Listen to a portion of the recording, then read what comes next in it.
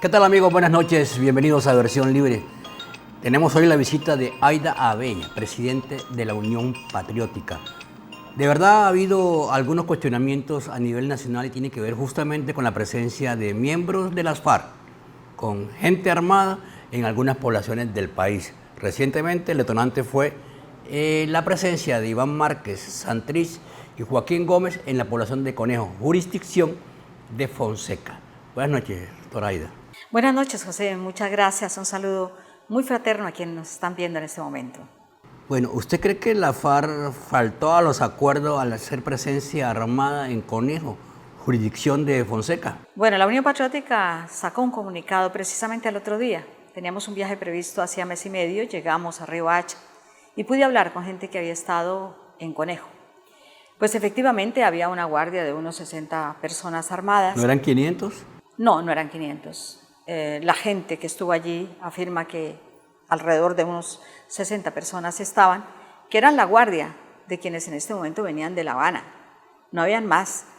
Pero además el acto fue un acto de música, de una integración, y la comunidad les contó miles de problemas. Les decía no solamente de la falta de alimentos, de la falta de agua, de la falta de luz. Les contaron también problemas propios de la región. Se ha perdido el frijolito guajiro, ya no hay semillas debido a la sequía, etc. Y la gente dice que fue un intercambio. Lo que pasó allí es que había un periodista de RCN, a lo cual los jefes de La Habana no pudieron hablar con ellos porque no hacía parte de los acuerdos. Y al negarse, el periodista se puso muy bravo y empezó a difundir toda una serie de cosas que han ocasionado semejante impasse en el país. Para nosotros no valen las amenazas y esas cosas que ha dicho el presidente Santos, que se rompen las visitas y todo eso. Nosotros pensamos que debe haber un intercambio entre las FARC, el gobierno, subsanar esto y continuar además con la pedagogía de la paz. Creemos que no solamente la guerrilla, todos estamos haciendo pedagogía de la paz en este momento, el gobierno, las ONGs, entidades civiles, también los medios de comunicación que se interesan por la paz. Eso es lo que debemos hacer, porque no se puede pedir, como dice por ahí algún senador, que en medio de la paz pues no hayan diálogos, pues tiene que haber, es necesario, y no tanto escándalos con cosas que realmente quieren hacer esconder una serie de otras cosas muy graves que pasan en el país, como los robos de Reficar y todo lo que está sucediendo en las Fuerzas Armadas y otros robos de la clase y de la élite política. En el caso de Conejo, un periodista de RCN fue agredido por algunas personas. No identifica si fueron guerrilleros o fueron civiles que apedrearon su carro.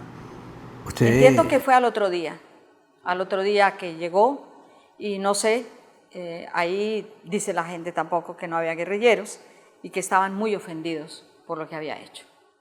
¿Estaban muy? Ofendidos.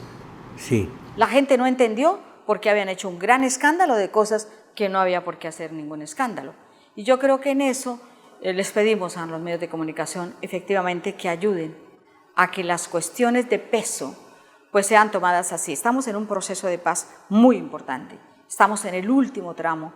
Es posible, según dicen los analistas políticos, que no se llegue a un acuerdo el 23 de marzo, que no se firme, pero que el acuerdo lo hay, lo va a haber. Todos estamos ansiosos de la paz, pero con justicia social. No podemos tener paz con hambre. Y entonces, en ese sentido también vendrá una inmensa discusión, porque aquí se necesita, por ejemplo, una reforma agraria. Hay que hablar con quienes tienen la tierra mala vida, porque en Colombia no hay tierra bien habida. ¿Quién les hizo la primera escritura? A los dueños, a los supuestos dueños. ¿Quién les está haciendo la escritura de los baldíos en los llanos orientales? ¿Qué ley los está favoreciendo?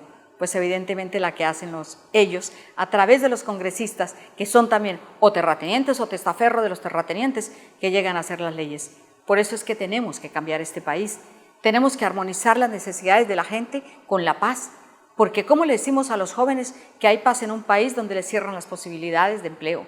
¿Cómo les decimos a los guajiros, a los guayú, que va a haber paz cuando la gente se muere de hambre y de sed y el negocio del agua la tienen los familiares de la clase política corrompida de La Guajira? ¿Cómo les decimos a los jóvenes que va a haber paz en un país donde la élite política y económica se roba todo? ¿Cómo les decimos a los jóvenes y a este país que en Reficar, que se robaron 4.000 millones de dólares, 12 billones de pesos, los grandes, los que contribuyeron al robo, están en este momento en las direcciones de las entidades o en los ministerios? Hablo del ministro de Hacienda, por ejemplo, sale del escándalo de Dragocol, se mete en el escándalo de Reficar, nos vende a Isagen y sigue siendo el ministro estrella. ¿Estrella de qué? Estrellas de los que se han robado este país y ya no lo tienen un poco maquillado para ser también el candidato a la presidencia de la República por el Partido Conservador. Pero ¿en qué país andamos, por Dios? Mientras más grande es el prontuario, más poder tienen en el gobierno. Y yo creo que es deber de los ciudadanos sacarlos de los puestos donde están. Aquí tiene que haber castigo político para los grandes saqueadores de la riqueza nacional y tiene que haber también una investigación y un castigo de carácter judicial. Por eso le pedimos al señor fiscal de la Nación, públicamente se lo hemos solicitado, que abra investigaciones de oficio a todos estos implicados, entre ellos el doctor Fabio Echeverry Correa, que hacía parte de la junta directiva que le entregó a Glencore el primer contrato de Reficar, y también que investiga al señor Iván Zuluaga, también hacía parte de esa junta, a la doctora Vélez, que fue ministra de Educación después en la época del señor Uribe. Todos ellos señorones que ocupan grandes puestos en la empresa estatal, pero que luego se van para la empresa privada. Se llevan toda la información del Estado para luego privatizar las empresas por medio de unas empresitas que crean alrededor de sus amigos y de su círculo político y económico. Este país no puede seguir manejando esos criterios frente a una paz que todos esperamos con justicia social. Por eso, José, nosotros tenemos una opinión diferente. Llamamos a las partes, no creemos necesario armar semejantes escándalos y no creemos tampoco necesario las amenazas del señor presidente. Estamos en un proceso que lo debemos cuidar como una taza de porcelana. ¿Cómo califica la respuesta del jefe negociador y del presidente de la República frente al tema de la presencia armada de insurgentes en las zonas donde supuestamente se iba a hacer pedagogía? Me parece, frente a las declaraciones del presidente, que han sido desatinadas, demasiado agresivas, casi que violentas, por decirlo de alguna manera. Frente al comunicado que ha sacado la FARC a través de Timochenko, yo creo que han sido prudentes frente a todo lo que se ha presentado, pero necesariamente tienen que llegar nuevamente a acordar las cosas que tienen que acordar. Ellos tienen que venir a hablar con la tropa y de pronto con algunos habitantes, ¿por qué no? Si en cambio de hablar con los fusiles llevan las palabras, es mucho mejor, extraordinario. Y yo pienso que nos vamos a tener que ir acostumbrando a que este país lo construimos entre todos, entre la gente modesta, entre el que vende en la plaza de mercado, también hay que escucharlo sobre los impuestos, sobre las condiciones de trabajo, con el vendedor ambulante, que para mí no son vendedores ambulantes, hacen parte de la economía popular de este país, que se han resistido porque la economía formal los ha sacado. Y también vamos a tener que escuchar al estudiante, al joven, a la persona, al campesino que nunca tuvo una pensión de jubilación, a pesar de haber trabajado toda la vida. ¿A nombre de qué? Aquí hay personas que, por ejemplo, frente a la paz, el presidente de Ecopetrol gana 60 millones, el presidente de la República gana 25. ¿Alguien me puede explicar por qué sucede esto? Con los casi 30 millones que gana además el señor de Ecopetrol, podríamos crear empleos. ¿Cómo así que los de las cámaras de comercio, los señores directores o presidentes de las cámaras de comercio, ganan más que el presidente de la República? ¿Alguien nos puede explicar administrativamente si esto realmente es decente? No, yo creo que todas cosas son verdaderamente indecentes y ofensivas contra una población que está exigiendo una justicia social que tiene que estar acompañada con la paz. Porque ¿cómo nos explican que hay personas que tienen millones de hectáreas, que las tienen improductivas? ¿Qué hace una persona, una familia con millones de hectáreas? ¿Cómo no entregar esas hectáreas a la gente que no tiene tierra?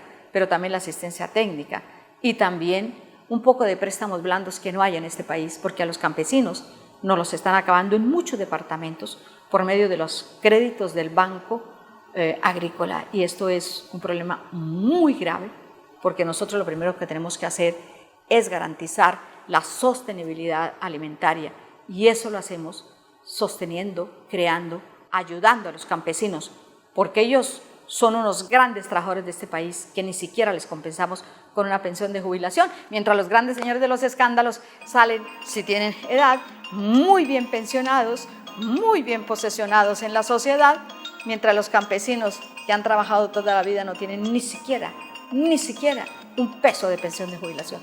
Esto se tiene que acabar y se tiene que arreglar.